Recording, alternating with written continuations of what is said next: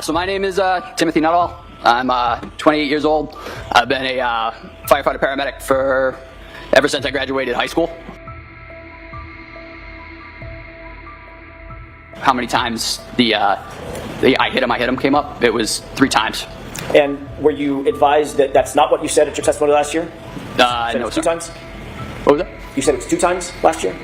I honestly can't recall, sir. Okay, but you just saw that, or you just read that and went over that 3 weeks ago. I believe so, sir, yeah. But you can't remember, as you sit here today, just 3 weeks ago, what y'all discussed in terms of how many times you previously testified that you heard the phrase, I hit him. So previously testified possibly to 2, but it was 3. Okay, your memory is clearer now than it was, for instance, a year ago when you testified.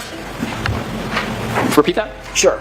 Your memory is clearer now, as you sit here, that it was 3 times you heard that, than it was a year ago when you testified that it was 2 times. Yes, sir. Okay, and does your memory tend to get better, or does it fade over time? That's my question. It can fade over time, but it depends on the context. But in this case, you're telling this jury that your memory is better now than it was a year ago when you testified about the exact same circumstance, correct? Yes, sir. Okay, and I said, your memory of him having that big puffy coat on, which stood out in your mind, was just as clear as the other specifics that you've testified to about the case. Yes, sir. About that night. And turns out you were completely wrong about his clothing, correct? Correct. Matter of fact, he wasn't wearing a coat at all.